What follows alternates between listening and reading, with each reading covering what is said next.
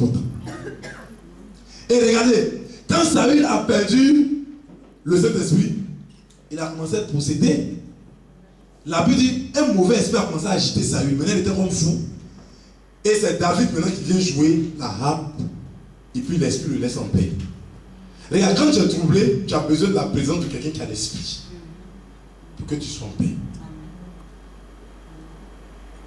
Mais souvent tu es troublé et puis tu cherches quelqu'un qui est plus possédé que toi. Il a dit, demande-toi t'es à 15. Et les 2, les 10 plus 15, 25, c'est vraiment pour se faire du mal après, tu n'es pas là. Au lieu de chercher quelqu'un qui va arriver toujours pour calmer tes démons là un peu, en attendant de les chasser de ce corps. Et c'est David qu'on fait appel. Et quand il joue la harpe, Saül est à l'aise. Mais souvent même David là, il prend flèche et puis il les cache. Il attend David comme il va le tuer. Vraiment. Regarde, je vais vous dire quelque chose. N'oubliez jamais. Quand tu commences à perdre le Saint-Esprit, tu commences à poursuivre les David. La parole est la même toujours. Oui. Tu dis, mais David, elle est quittée où?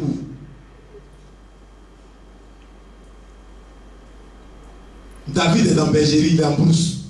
Il n'est pas civilisé. David, elle ne connaît personne des bons, des grands. Moi, je suis sérieux. Dieu n'a pas de plan avec David. Il est en brousse. Personne ne le considère. Lui seul ne s'est pas en brousse là. Mais Dieu a les yeux sur David. Quand il y a un problème, c'est David qui se lève pour aller se battre avec Goliath pendant que tout le monde regarde.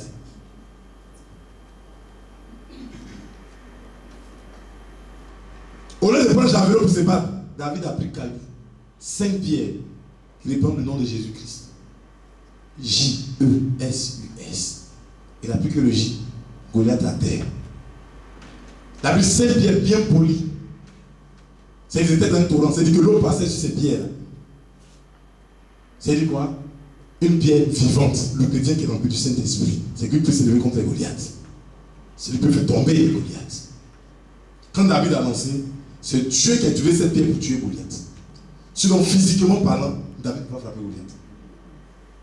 Mais spirituellement parlant, c'est Dieu qui a combattu pour David. Alléluia. Amen. Il dit, Goliath, tu viens contre moi avec la lance, le javelot, l'épée, avec tes chars de feu, tes hélicoptères. Mais moi, je viens contre toi avec le nom de l'Éternel. Et tu sauras que la victoire appartient à l'Éternel.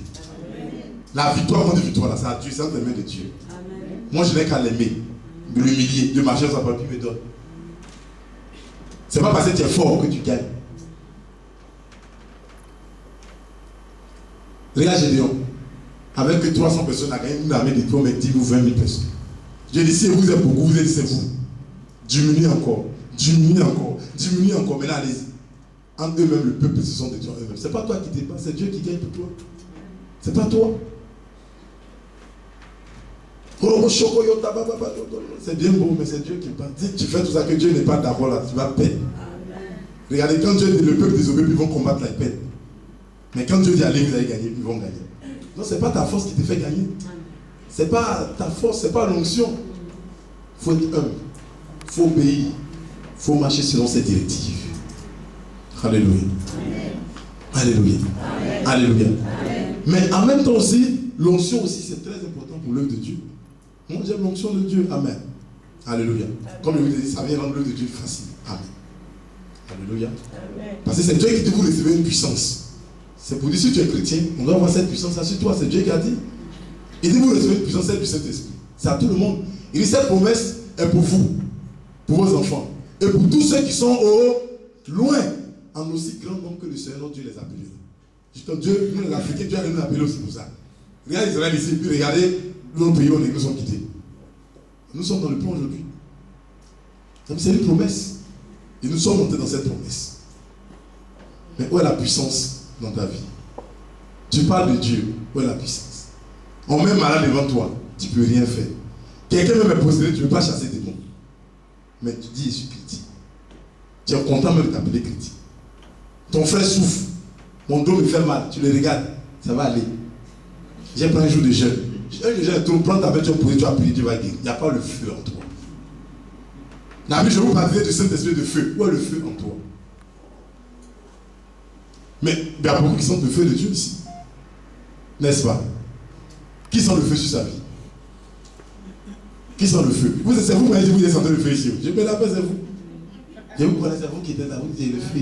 Donc, il y a le feu ici. Il y a le feu ici. Gardez le feu. Le feu est parti. Regarde, le feu, il était en 3 jours. Mais effectivement, quand tu fais le 2, tu sens la présence de Dieu, le feu sur toi. Il y a d'autres qui sentent le feu dans l'elles-mêmes. Ça, c'est la puissance pour guérir. C'est le feu. Quand vous voyez là comme ça, dans ma main, souvent tu sens comme on a mis la presse, le feu même. Donc quand tu le dis, c'est vrai. Parce que lui, sent pas, il pense que tu t'amuses. Or, c'est vrai qu'il y a le feu que tu sens. D'autres sentent ça sur les têtes, d'autres c'est dans le cœur, d'autres c'est sur les pieds. Dans le cœur, c'est ce que Dieu veut donner les paroles prophétiques. Sur la tête, c'est une élévation qui arrive. Dans les mains, c'est ce que Dieu veut utiliser pour les miracles et les guérisons. Sur les pieds, c'est l'œuvre de l'évangélisation.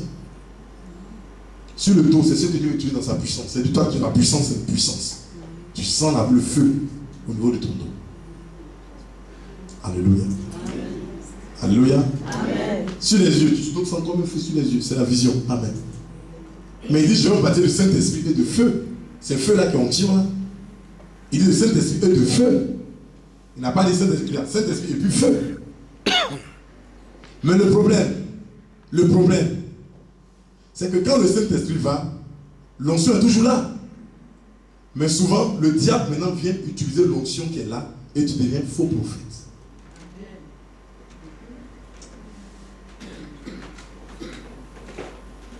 Pourquoi? Parce qu'au début, Dieu t'a donné des bons talents. Tu priais bien, et puis après, tu as dévié, tu as commencé à pécher.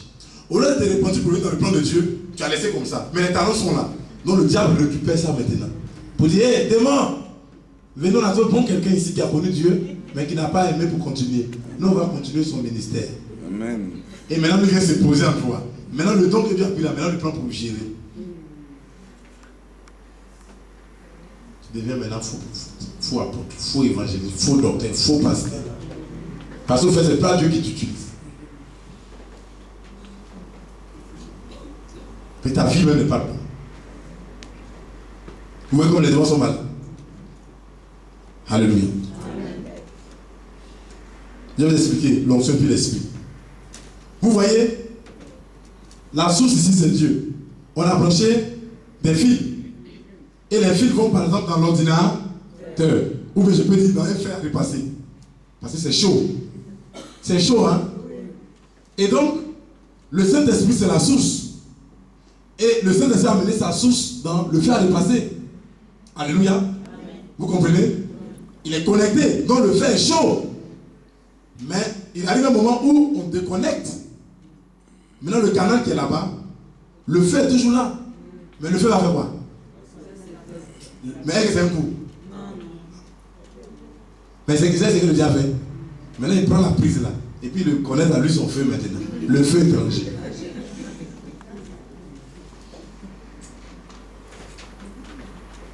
D'ailleurs, les enfants d'Aaron sont allés sauver d'autres feux pour amener dans la maison de Dieu. Dieu les a tués. C'est pas Dieu. C'est pas la puissance de Dieu.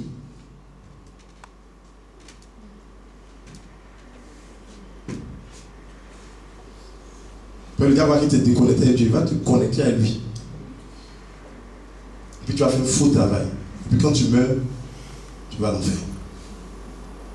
Comprenons aujourd'hui la différence entre cet esprit et l'onction. Que le Seigneur vous bénisse. Amen. On acclame plus.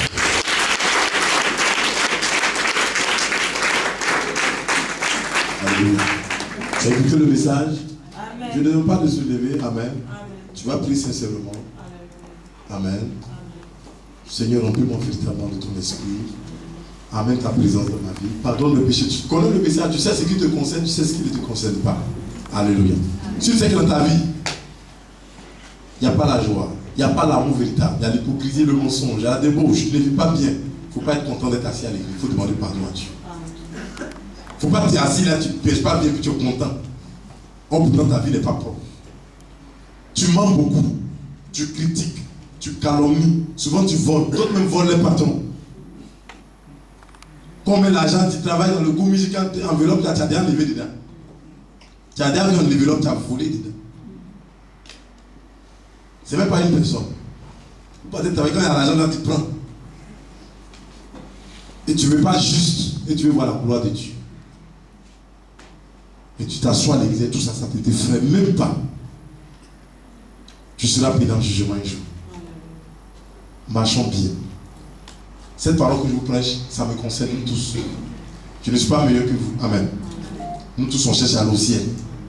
Alléluia. Alléluia. Réponds-toi véritablement. Et puis véritablement que le véritable Saint-Esprit descende sur ta vie.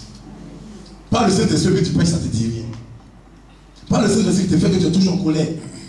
Mais le véritable Saint-Esprit, on peut le savoir.